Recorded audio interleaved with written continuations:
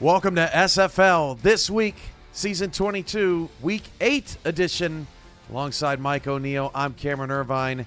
We're screwing around. We flipped the cameras. Now Mike and I can look at each other.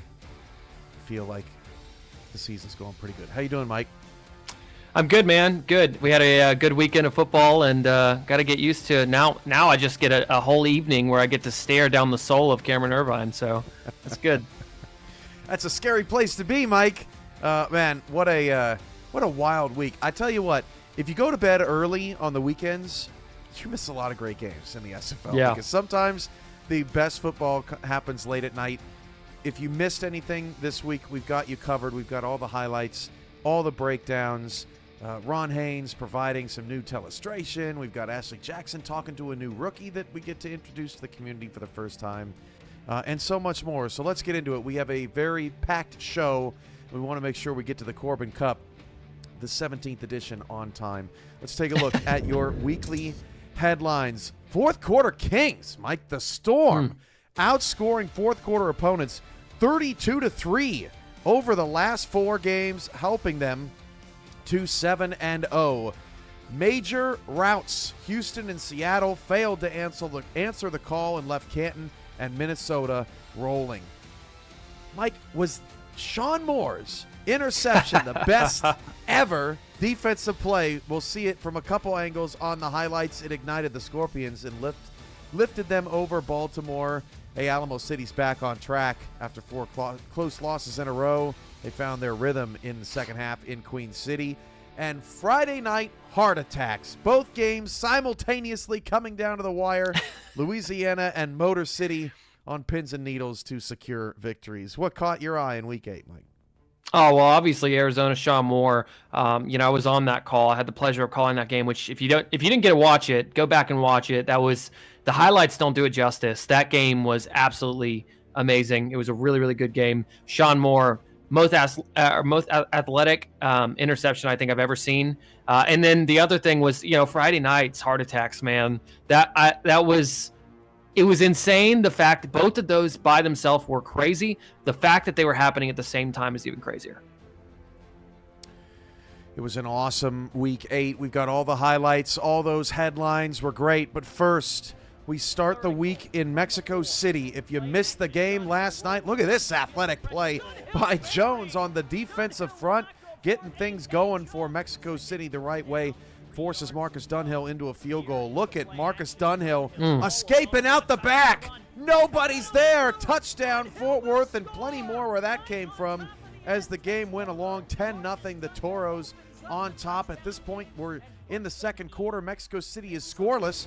And you're thinking, man, the last 2 times they played Fort Worth, they've only scored 3 points, but Navante Richardson, throw it to the tight end. He's having a great season. Mexico City getting all of their players involved. So now 1st and 10 for Marcus Dunhill, and Dunhill fires down the field. It's picked off by the Hall of Famer, Max Jackson, and he's going the other way. Max Jackson was phenomenal in this game last night. He really, really showed up, and he played like an absolute Hall of Famer, Cam. So, later on, Sipe facing everybody, bringing all the pressure. Noe Terrasa scores, but Jordan Sipe is hurt. So now it's a 14-10 Aztecs, but they're without their starting quarterback, and Marcus Dunhill would deliver to E.J. Minson. Yeah, E.J. Minson, really good job high-pointing the ball there, and this is where things started getting interesting, Cam. Down the field, Navante Richardson breaks a tackle. He's down to the 4-yard line. Mexico City is down just 3, but they are in business.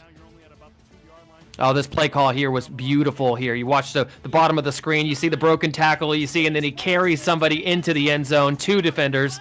Absolute beast of a run there by Jacob Morrison. So that's Morrison for the touchdown, and then Marcus Dunhill escaping out the back again. Killing them all night. Mexico City had no answer for this. No, they had no answer. Every single time they would come out in that split jokers look, there was no containment help, and they took advantage of it. Fort Worth did. One more time, Marcus Dunhill. Let's try it the other way, huh? Dunhill with an SFL record 87 yards of watch this play. Runs into Charlie Baker and still gets away. Look at him go. Dunhill, 10-5 touchdown. Fort Worth retakes the lead 30-24, 29-24 actually. The 2-point conversion is good, and the Toros go up by 7. So now with 40 seconds to go, last gasp for Mr. Larry Love, who did his best to lead the charge back for the Aztecs, but Remington James pick 6 ball game. Yeah, and you got to give credit where it's due. I mean, Mexico City was in this game the entire time, and look, if Sipe stays in, we could be looking at a different game, but Fort Worth, hats off to you because Fort Worth played an incredible game. So Marcus Dunhill gets the SFL record for rushing yards in a game by a quarterback, 87.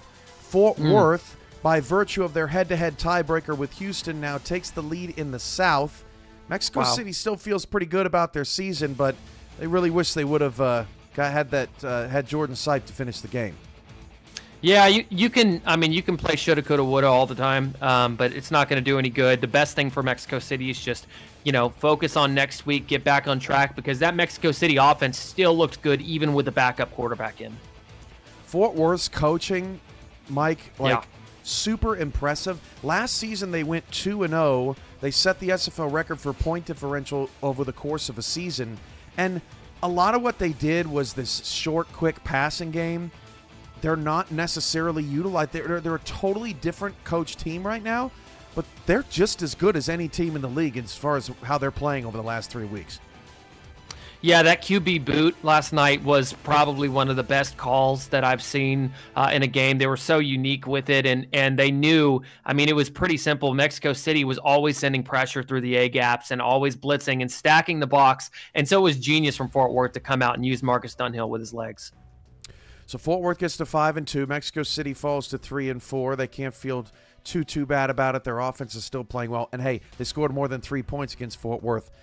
So that's an accomplishment all by itself, especially with a backup quarterback. All right, back to the highlights. Now we go to Arizona for a rematch of the championship, two-time championship rematch of 19 and 20. Hubba Kimbrell gets it going for Baltimore early. They were cooking until late in the first quarter. Parker Thomas with the interception. Baltimore up 7-0, but Arizona starting to get some momentum. Ashley Jackson fires down the field. Look at Will Todd. Wow, that was pretty from Will. Another hashtag throw it to the tight end moment here on SFL this week. Arizona down 4, but not for long. Bismarck Wright getting into the end zone with a little toss and didn't need any blocks, really, although Patrick Kelly's in the end zone just pancaking people regardless. 10-7. Look at Warren Murray right before the half. Mike, you were calling this game. What a great 1-minute drive for Baltimore to get a field goal before the end of the break. Yeah, it was, and they even had a chance, Cam, to go, the entire way and get a touchdown, but the fact is they marched downfield and got a field goal right before the half, and that was huge. Ashley Jackson and TJ Punk makes it 17-10, now 20-10. You can never count Baltimore out. What a dime. Jack Wigmore to Daly Holder in double coverage. 20-17 is your score. 3-point game. Just watch and be amazed. Sean Moore! Are you kidding? Are you kidding? Where does it rank, Mike? That is ridiculous. For me, that's number one for me. The athleticism for one of a linebacker to be able to jump out and do that, and the fact of where he was playing zone coverage. That was, you're going to see it again. But you see him, he jumps like 7 yards. That was unbelievable, and it was behind it. The fact that he had to turn around completely, dive 7 yards, and get that interception, and then had the energy to get up and keep it going was crazy. It was the second pick of the game, and then DJ Moses, feeding off that energy, does this. Breaks a tackle, spins away from one, spins away from another, and then drags 2 defenders, including Saron Yates IV, into the end zone for the score. Arizona takes a 27-17 lead. 3rd and goal. Baltimore is desperate to find the end zone, and Zach Hamburger with the interception picks the ball off, and Arizona finally, after 3 straight losses to the Vultures, 2 in championship games, finally takes down Baltimore, and the Vultures fall to 3-4. This was a well-played game. It lived up to the hype maybe some more than other matchups this week.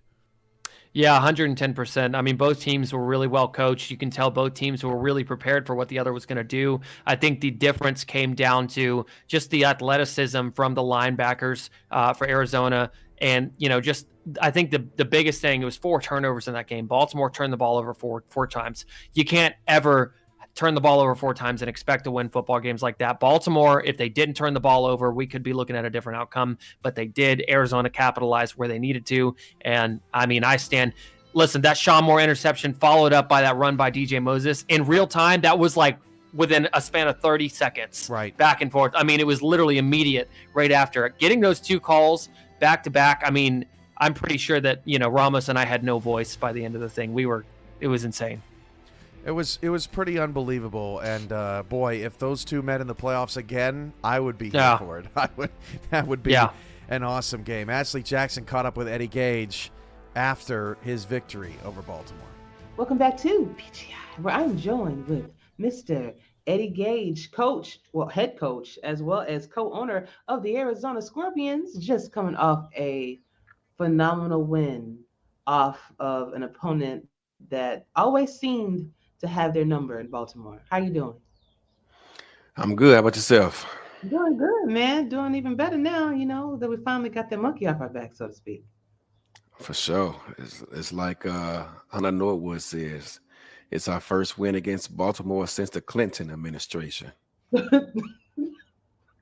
Wow. That's been a long time. But what do you think some of the keys to the success of this win were this evening? First of all, we had to get our defense to settle down. They came out the gate, and me and G were expecting one team book and got another. But one thing I've tried to take pride in over the past couple of seasons is not putting all my chips on the table, expecting one thing when God knows what you might be hit upside the head with. So, they got off to a quick start, and Jack Whitmore threaded the needle on a couple of those first passes of the first drive. But once we got settled in, I think our defense was key to us winning that game. Sean Moore, that man was a dog. He had one of his best games as a pro for us. And offensively, we were turnover free, which was big for us because we've had that problem lately, and moved the ball on third down. I think that was the key to victory for us today. So looking forward to the future, I know you don't want to look too far ahead of your opponents for next week, but is there anyone else on your schedule that you are willing to, or that you're really excited about playing, kind of like one of those iron sharpens iron games, just like Baltimore was? I couldn't even tell you who we play after this week. I don't even look that far ahead. I mean, I know some teams on the schedule, but I actually don't even remember when and where we play them. Honestly, I just look forward to next week. And next week we have ACA at their place, and they just came off an impressive win in which their offense and defense were balling all over the field. So that's my focus right now. JN9 and Will is ACA. All right, Coach. Thank you so much for your time. I really appreciate it. Arizona, I love y'all, man. Let's go. Indeed. Thank you, sir. For sure. Back to you in the booth. Eddie Gage may not have looked it, but I bet inside he was pretty gleeful after that win over Baltimore. A little bit more exhaustion on his face than glee, but it was good. What are we saying in the chat? What's going on? That joke is broken. Oh, Ouch. man. Yeah, we're just not there. You stick to calling games, Cam, producing games. I don't think the comedian route is I don't think it's in your near future, but we'll be all right. I'm not I feed off of other people's insecurities, and that's how I get my comedy. Not so much just the natural joke teller. Yeah. Anyway, back to football. That win had to feel huge for Mr. Gage. Yeah, it was a massive win, man. I mean, that is a really big one. They've been trying to get that one for, quite a few seasons now, and they came up in good fashion too. I mean, and doing it in true Eddie Gage fashion, which is multiple interceptions and defense balling out, Yeah, for sure. It was a great win. All right, let's get back to the highlights and put that joke in the rearview mirror. Florida and Vancouver as the 6-0 Florida Storm were on the road, and Chris Comisac was playing Ghost for Halloween. My goodness. He just tightrope down the sideline, gets the score 7-0. Christian Brown fights back. Look at Nick Lockett down the sideline for the touchdown to tie the game at 7. And that was the moment of the game when you knew, hey, Vancouver might be here to play some ball. Josh Farnsey, 3rd and goal from the 1-yard line. TFL, he had a first quarter to remember. He was all over the field. After Florida got the ball back, next possession, hey, look, it's Farnsey again. Steps up and gets the pick. 10-7, Florida takes the lead. Vancouver takes the ball late in the first quarter, and then another pick. Mark Lopez down the field. You said it in the chat. Ron Cochran was going to throw a bunch of picks, but you felt like Florida was still going to win, and you kind of nailed that one, not going to lie. Good on you. Ron Cochran to Ron Haynes. Touchdown, the Ron to Ron connection. Career high for Ron Haynes. In this one, he had a heck of a first half. 20-17 at that point, but Vancouver still doing amazing things. 20-20 late in the third. Mark Lopez again. Yeah, Mark Lopez was really good. Farnsey was really good. I mean, that Vancouver defense was nothing to mess around with. Empty backfield on 3rd down and 10. Brett Killian. If Ron Haynes took over the first half, Brett Killian took over the second half. This man has been pretty quiet for much of the season, well off his receptions pace from last season. Not anymore. Brown fighting Killian. Touchdown. Vancouver's up 27-20, but against this Florida Storm team, you just have to beat them for 4 straight quarters. Caleb Giffus takes a huge pop in the end zone with 7:45 to go in the fourth. 27-27. Vancouver's got to hang on. It would be a tough task. 2 plays later. Handoff, Robert Redford. Fumble right into the hands of Florida. They got the ball back. Ryan Davidson and company. The fans can't believe it. Now, Vancouver down 30-27.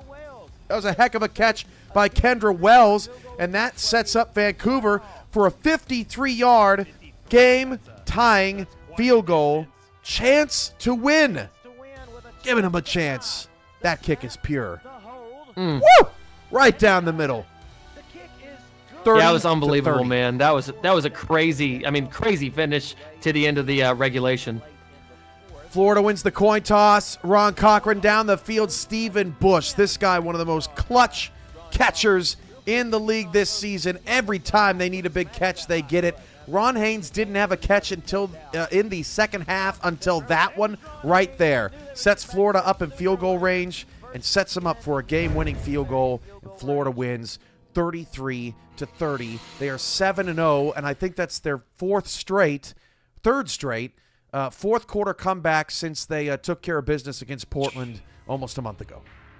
Yeah, I mean, they're the best in the business whenever it comes to winning in the fourth quarter. They're the most disciplined team in the second half of games, and you can see it. If they make mistakes in the first half, you can bet they're going to correct them in the second half. It's been such a huge part of their success run these past 2 seasons. It's being able to finish ball games. So many teams come out, play the first half, and then die off in the second half. It is the exact opposite for them. They get better as the time goes on. It's really hard to beat them. By the way, Chris Curtis playing in the Corbin Cup tonight, the Monday Night Spectacular. Kickoff about 34 minutes away. Both teams are 2-4. I was looking at the standings today, Mike. Did you know that if you are 2-4, 2-5 rather, no. Yeah, if you're 2-4, you are a half game out of 12th. Did you know that? Yeah. Oh, man. If you're 2-5, you are 24th in the SFL standings, a game out of 12th. It's nuts. We'll get to playoff standings a little bit later, but yeah, the 3-4, 2-5 mosh pit right down near the cut line is crazy. So Carolina. I was going to say one thing going back to that Vancouver Florida game. If you go back and you watch the highlights, I thought it was really interesting. That final catch by Kendra Wells setting up the walk-off field goal to go into overtime. She literally dives, catches it, and bobbles it on the way down and re-grabs it before she hits the ground. Yeah, it was pretty wild. Pretty impressive stuff. Brett Killian kind of stole the show, but Kendra Wells had some critical catches in that game as well. All right, back to the highlights. We're going to start in Buffalo, where Alamo City taking on Queen City. Yayo Montana with the spin down the sideline. Wow, that was impressive. And, hey, go me, says Coach Soto on the sideline. 7-0. Jet Zero takes the toss. He's in the end zone. Hey, I don't know what that mascot is, but all I know is I want him to be my friend in the prison yard because that thing is scary nasty. Arnold Paca, first catch of the season. The rookie touchdown puts Queen City up 14-7. The Corsairs looked sharp early. Ace Fennick to Yayo Montana again. Look at the defender. He thought he had it. He thought he had the pick. He fell down. He thought it was in his hands, and it was not. So now we're tied at 14. Garrison Blue, are you kidding me? Too small. That was nasty. Too small. 21-17. Artillery take the lead. Rainstorm, what a play call. On the draw, fooled everybody. Gets 13 yards and a first down. Alamo City's up 4 at that point with 4.5 to go. And then Kenny Hendricks does this in double coverage. Oh. Helicoptered at the 1. What a play. There's 3 minutes left in the game at this point, Mike. If that pass is picked off, Queen City maybe going down the field to win the game was not to be. No, and I mean, look, you can't. The athleticism to go up and get this in between two defenders, the coverage was there. It was just a better catch. Next play at the 1 yard line, Brad Jones finishes it off. Questionable call whether the ball was across the line, maybe by the hair of its piggy skin. 28-17, Alamo City. See, I can tell that was a pretty good one. Alamo City's up 11 at this point, 2:41 to go in the fourth quarter. What did this highlight not have? James Matthew Jr. He was a little quiet. Alamo City probably did the best job on him in a long time. And that pass, low and away, right into the hands of Gunny McGuire. He makes the play, and Alamo City is going to get the win 35-20 because Brad Jones is going to finish off the tired Corsairs, and the Artillery snap the 4-game winning streak, and they get to 3-4. Now to Jacksonville, where O.J. Bruin and this Kings offense, man, you love to watch them play until they get down in the red zone, Mike. These turnovers are just absolutely robbing this team of the season they should be having. Back-to-back picks on the opening possessions. That one by Chris Henry. The Kings may be the most frustrating team to watch in the league right now, Mike, because they can move the football. They just can't stop turning the ball over. Yeah, I think you're exactly right. It's the biggest thing. It's been the thing that's hindered them for quite some time now, Cam. Over the middle, Boo Chisholm. He is now 3 receptions away from 1,000 on his career. He caught a couple of big ones in this game. Bryant Dynasty to Talon Steele, the former King, back in his old home with the catch down to the 5-yard line, celebrating with his swarm teammates. Atlanta fresh off the bye, trying to get above 500, and that handoff to BDG Hollywood would get him on the board as Hollywood just finds his way sneakily into the end zone. 7-0 Atlanta on top. Now Dynasty sacked. P. Fudor, the rookie, getting in and making the sack and asking the crowd for some noise. 3rd down and 19, 5 minutes to go in the second quarter. This is one of the biggest plays of the game, Mike, because Bryant Dynasty is going to roll to his left and find Boo Chisholm, and this is just a heck of a catch. Yeah, it's one of those that there's no way to defend the perfect pass. I mean, that was really thrown into coverage, but Boo Chisholm, man, hard to beat that. So 1st and goal, Jason Williams, who's having just as good of a season as BDG Hollywood is. They are a dynamic 1-2 punch, and Atlanta is up 14-0 on the Kings. 17-0, 8:40 to go in the fourth. Jacksonville, just kind of like last week, getting their offense going a little bit too late, but Sean Sanders in the end zone for a touchdown makes it 17-7. Fans finally have something to cheer about. Bruin on 4th down, fires into double coverage. I don't know what he was seeing there, but that was a wrap because they turned it over on downs and lost the game 17-7. So Atlanta gets to 4-3.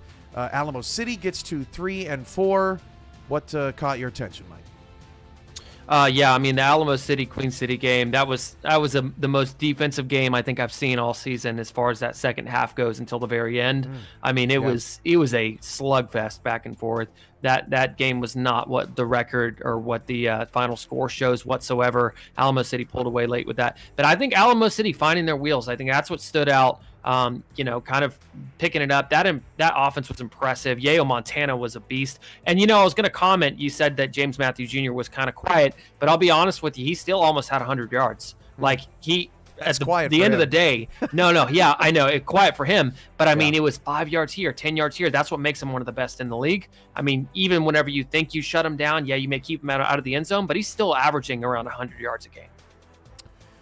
So, Queen City, unfortunately for them, they are 3-4, and now they've got Canton next week, and that is the last team you want to see on your schedule.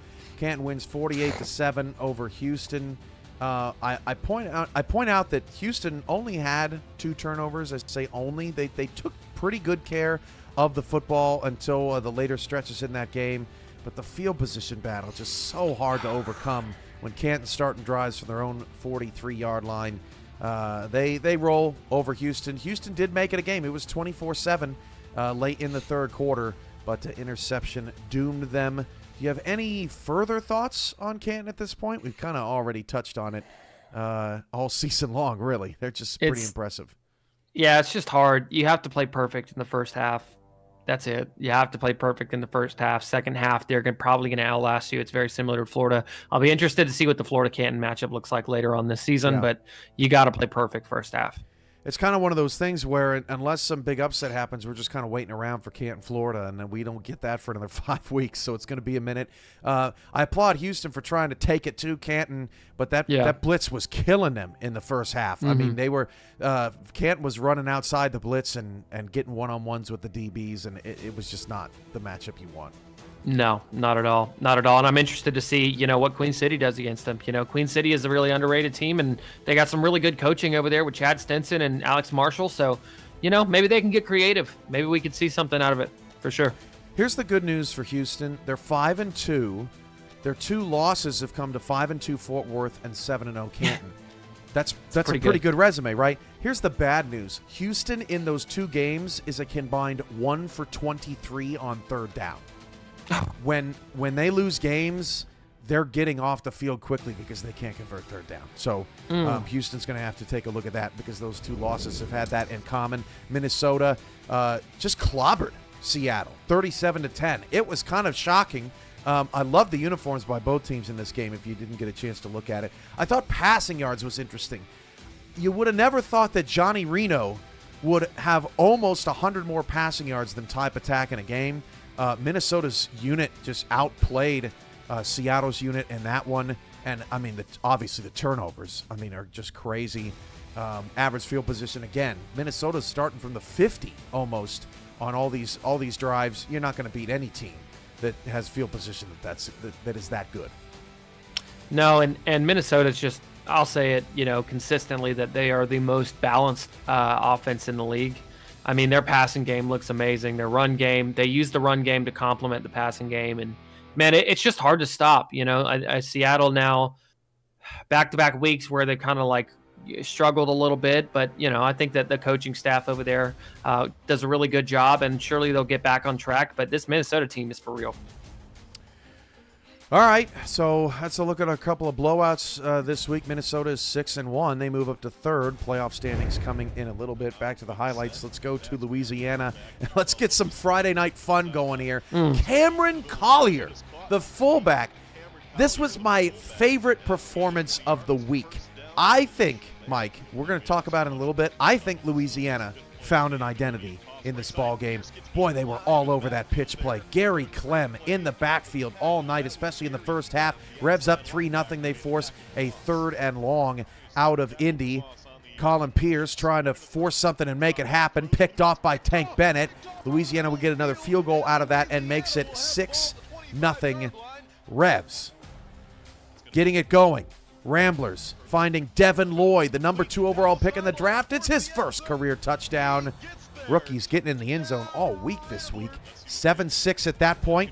Christian Pierce, third quarter, untouched. How often do you see that inside the 10-yard line? 14-6. Now, pass picked off. Oh, man, we're in the fourth quarter already. This play with 39 seconds to go in the fourth quarter, Louisiana with a pick up 1, and then they recover the fumble. Otherwise, Indy would have gotten it back. This game was frenetic. Obviously, something got lost in our highlight clippings, but yeah, Louisiana gets the win 15-14. That was crazy. What a crazy ending for the Revs and Ramblers. Yeah, it was absolutely wild, man. And Louisiana here, like you said, really found an identity. Cameron Collier was lights out in that game, and they really did a good job, playing their style of game. And Indy did a good job matching them. That was a back and forth game that could have gone either way. It was lost in the highlight package, but in that second half, Cameron Collier was running hard. Tommy Utah was finding John Michael Sudduth. Tommy Utah had a quarterback sneak. This is a big, physical, kind of slower team, I think is fair to say. Mike, this team does not have a lot of speed or a lot of deep threat weapons. But I feel like in that second half, they started to figure out like a little bit of bully ball, and they basically out-muscled the Ramblers. It's going to be interesting to see what Louisiana does over the next few weeks, because if they stick to this whole, it's not pretty, but it gets the job done type of offense, I think it suits them. They looked really good in the second half. It does. And, it's just like a light bulb went off, you know what I mean? Because you look at that roster and you're looking at the personnel and you're like, okay, we've got 2 beast running backs, right, in the backfield. You got a massive tight end and John Michael Sudduth. You got, big physical receivers. I mean, you really should be, coming out and keeping defenses in base packages, right? Because you've got, the muscle to essentially win with strength. And that's what they did in this game, right? They threw it to Sudduth. They ran it with Collier. They bounced it out a little bit with their backs, but I mean, really just kept Indy they kind of just took it over exactly like you said. They played bully ball with them, kept Indy in a lot of base packages defenses, and really just, out-muscled them on the ground. I think Louisiana's onto something here with the package that they've used. All right, back to the highlights as we go to Motor City on Friday night. Logan Jack. Hey, looks pretty good out there. Los Angeles trying something new this week, and on their opening drive, finding success. Sully Richardson gives it off to Logan Jack, and LA's in the end zone. Touchdown, Lycans. They take a 7-0 lead in Detroit, and that's how you want to start a game. If you're LA, King Jackson, he looked pretty good in this game. Yeah. Jackson rolls out. I mean, it looks like he's starting to get a little bit comfortable. Shane Kaufman has a first down, but Motor City's drive ends in a field goal. Back the other way, Brennanstall with 4 minutes to go in the second half, getting another touchdown for LA. They're up 14-3. King Jackson. It's a man's throw. That is a tough play down the sideline, inside the 5-yard line. Johan Sutherland, man. Whatever they got to do to keep this guy, he's been awesome. Christopher Dean's got a touchdown, 14-10 in the third. Yeah, Christopher Dean, really good job there. And Johan Sutherland going back to him. Oh, look at the fumble. Motor City recovering there. But, man, this was getting lights out here in the third quarter. That was a huge momentum turner as L.A. was up 4, driving late in the third quarter. But Logan Jack, you could see he was kind of holding it loosely. That ball bounces right into a V8 defender's hand. Same score, fourth quarter. King Jackson staying in the pocket, finding Shane Kaufman down the field. Touchdown, 17-14. V8s. L.A. not done. Pass caught. That is a dime from Richardson. LZ Pryor, who was the main target on this night. 21-17, 3.5 to go. Los Angeles is on top. 4th and 4. Motor City, 1:35 to go. They need it for the game, and Christopher Dean tries to get outside, and Rochelle Colston stuffs him. So you think, well, it's game over. Not so fast. Motor City burns all 3 timeouts. LA keeps the offense on the field on 4th and short in their own territory, trying to end the game. They could end it right there, and they didn't get it. No 4th down conversion there. King McNeely with the play to give the V8s new life with no timeouts. What a play. Watch them shoot the gap. Yeah, that was all gap assignment. It was beautiful. 18 seconds left. Cover 0. Whoops. Guy Clausen out the back door. V8s 24-21 with 14 seconds to go in the fourth quarter. Oh, man, that just can't happen.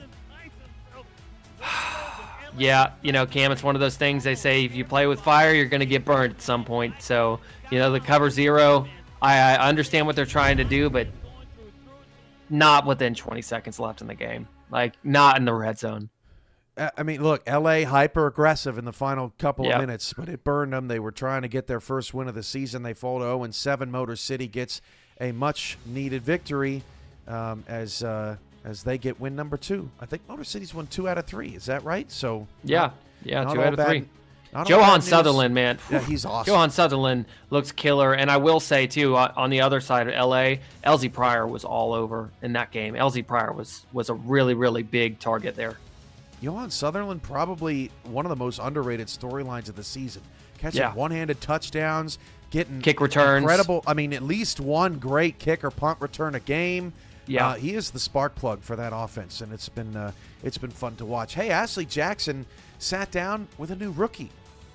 Oh. We get a chance to meet somebody new in the SFL community, which is always fun, especially on this show. You've probably seen him around the SFL quite a bit since he joined Frank Doom. I think his first name is Archie. We get a chance to see what he's all about as Ashley Jackson meets a new rookie on SFL this week. Welcome back to PGI, where I am joined with a new guest this season. Now, he's a brand new guest in our league as well. Rookie class member, Artie Donovan. He will be over in the Chicago Warrior member, defensive tackle. How are you doing today? I'm doing great, Miss Ashley. How are you doing this afternoon? Doing great, man. And I'm so glad that you contacted me today. And I know that you got a chance to check out that Minnesota-Seattle matchup, and you really loved it. So tell us, what are your thoughts? If Seattle and Minnesota, if you could call that a game, because it was lopsided. Checked out that game because all week leading up to that game, the whole hype and build-up. And I'm sure everybody was enjoying that popcorn with a banter between T and Doug with that whole dynamic and the little bet they made. Well, unfortunately, Doug lost on that bet, so we're still waiting to see that picture that was promised.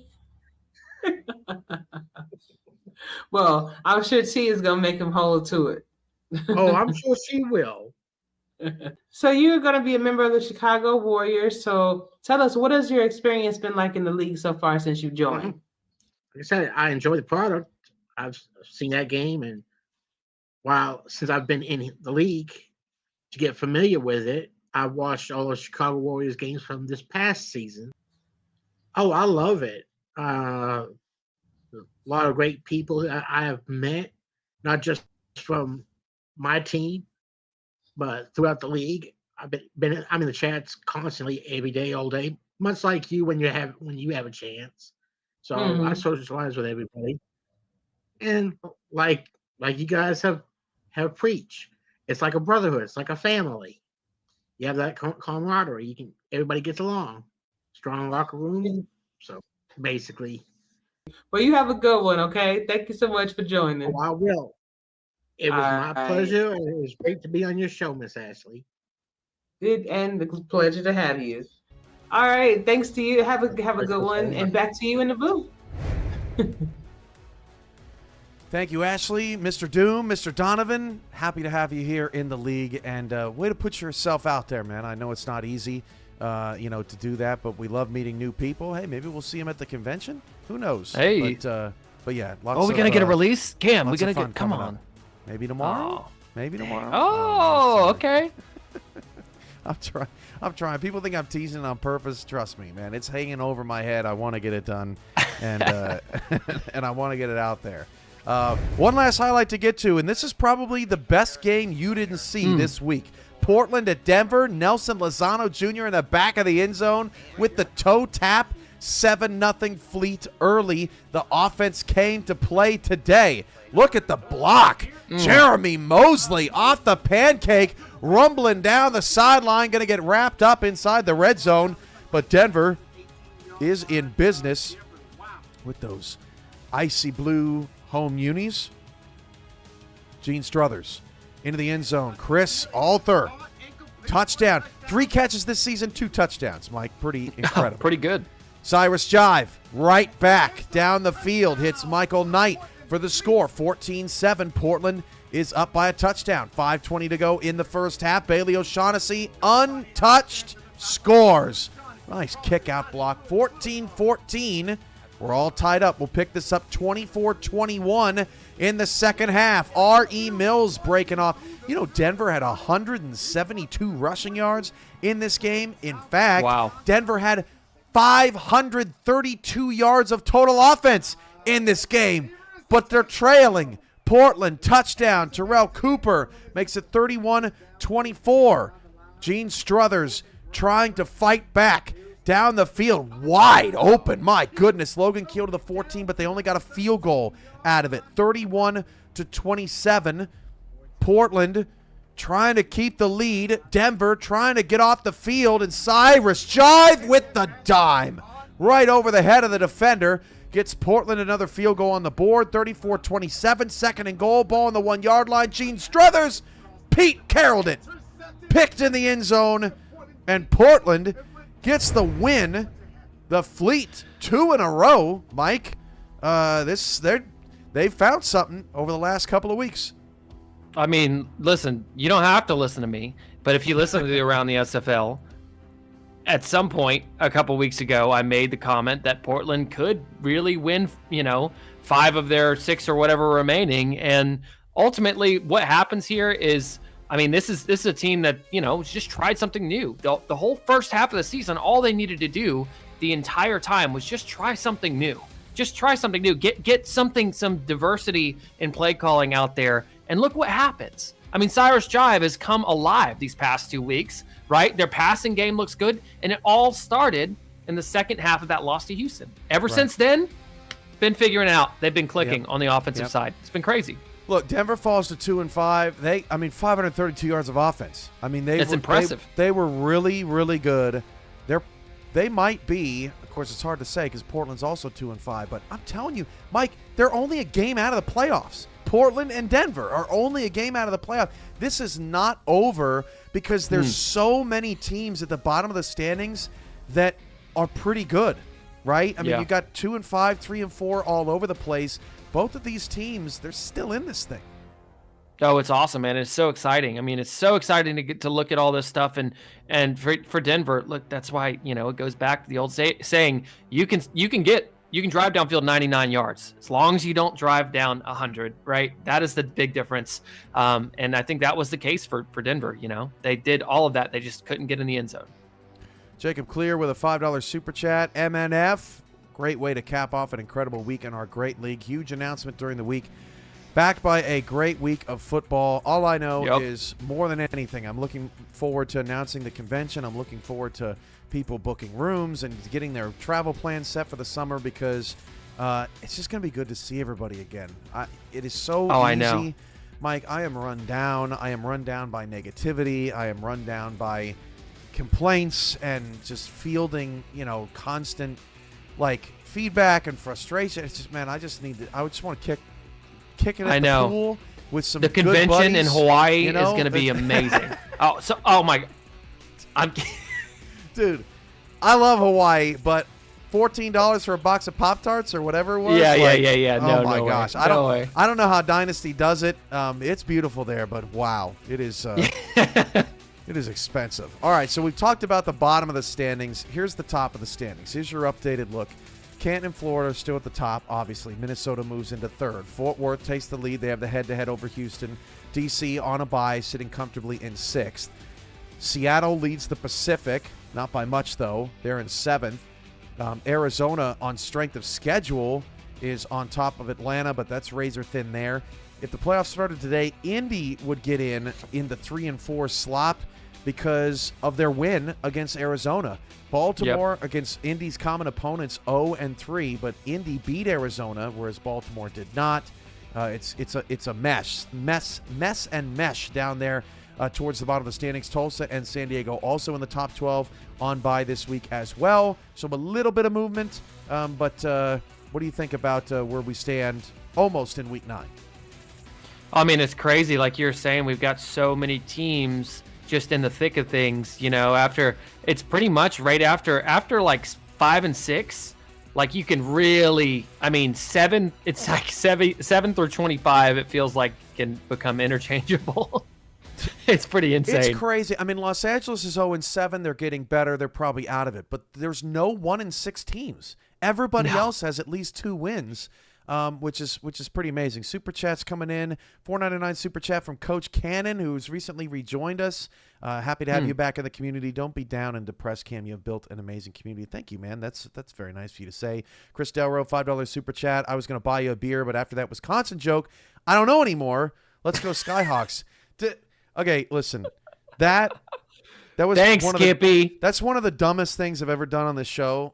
I'm mad at Skippy right now. It's her fault. Blame her, because that was ridiculous. Of all the places to say, I don't get it, because I'm a Packer fan, right? Like, what? I don't know. Wisconsin's on the mind, I guess. Yeah. But whatever. I deserve to be dragged through the snow with that one. And don't buy me a beer anyway, because I don't drink. Imagine if I did drink, would run this league. Buy me an ice cream sandwich or something. But there you go. But yeah, that's a look at your playoff picture. 7:15 to kick off at 7:15 Central, 8:15 p.m. Eastern. Carolina and Charleston timing. coming up. Ron Haynes all over it, helping your boy out. Mike with Telestration this week was awesome. Let's break down this matchup coming up on MNS. 6-4 left, down 16-10.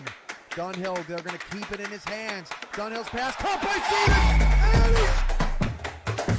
Look here, Seattle bringing a lot of pressure. Lakewood flips down. Davis Reed out of the backfield. Oh, first down.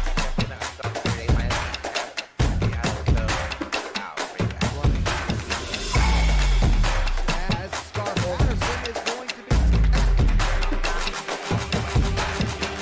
Welcome back to X's and O's, ladies and gentlemen. Mike O'Neill here. We're going to break down this Charleston-Carolina matchup, but first I want to give a shout-out to Ron Haynes. Thank you for doing the annotations on these videos. Huge thank you, man. All right, talk about Charleston. Let's look at their defense. We're going to look at number 28, John Stamango here. One of the reasons they're playing so good, their players are playing outside of their own responsibilities. Watch Stamango here, back up, drop into coverage and high point the ball, able to pick the ball off. It's going to be a huge factor for Charleston if they can do this.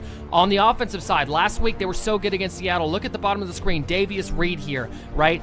Reed has been good at 2 things this season, the separation and the elusiveness. Look at him get the ball there. The defender falls down. The elusiveness and the speed, able to take it all the way down to the end zone. This is going to be a huge factor if Charleston can create this type of explosiveness on offense. Speaking of explosiveness, let's talk about Carolina. Shravon Prasad, outside linebacker. You're going to see him right here. And I want you guys to watch the explosiveness off of the snap here. Watch how quickly he gets in the backfield. Right there, bam. Christian Brown, not even expecting it. Carolina's got to do more of this tonight against Charleston to be able to succeed. On offense, we're watching 2 things here.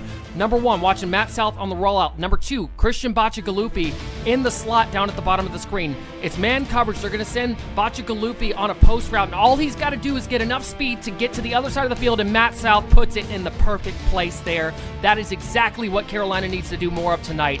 The Corbin Cup is among us, ladies and gentlemen. We got a big matchup tonight, division-wise. And, good luck to both teams. We'll see you guys out on the field. For Carolina, it's got to be about balance. That play, that rollout to Bacigalupi doesn't exist if they don't have a run game going with Ike McBride and Harish Prasad. They've got to get it going and really just have a good balance on there, because Charleston is really good on defensive side of the ball. Jack Brown, Shravon Prasad, one of the best in the league at tackles for loss and over-under of less than 40 tonight. Expecting a defensive game out of Jack's data. Let's take a look at some of the stats in this one. The 17th meeting of the Corbin Cup. Carolina leads 9-7 in this one. Hey, look, the winner goes to 3-4. Like I said earlier, Mike, I mean, they're right in the thick of things. This was a really interesting stat to me. Charleston is last in the SFL in third down conversions, 42.7%. Carolina forces their opponent into more third downs than any other, 9.2. Oh, wow. So if Carolina's forcing third downs, and Charleston's not good at converting third downs. That's a huge key. Yeah, watch third down tonight. It's going to be big.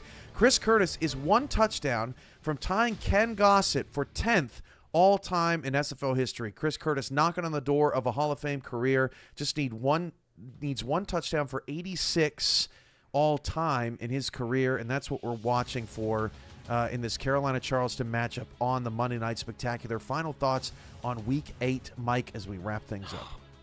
Man, it was a killer week. I think that it just shows, what we're talking about, how it's pretty crazy whenever it seems like 7 through 25 on the ranking boards is interchangeable, and it could go any which way. I mean, we could be looking at a completely different playoff picture in 3 weeks. So, I mean, it's unbelievable. I mean, the football's been good. The product's been amazing. I just hope we continue to see this and hope we get a good Monday Night Spectacular tonight. It's going to be great. Thanks for being here on SFL this week. For Mike O'Neill, I'm Cameron Irvine, and Chris Curtis, Tyler Falk for halftime and postgame tonight. Maybe we'll get a cream 'em, perhaps. In the booth. Who knows? With Skippy and Curtis, you never can tell what's going to happen during a Skyhawk broadcast, especially against Charleston. They'll be there. Charles Doherty will be with me, our stats crew, everybody. Mike O'Neill's probably going to eat some wings because that's his go-to. Yeah, how'd you know? Because I listen to SFL Game Day every Saturday and Sunday, man. More people should. Awesome show. If you haven't caught it, it's a great way to get hyped for SFL football. Thanks for being here, everyone. We'll see you for the Monday Night Spectacular coming up next.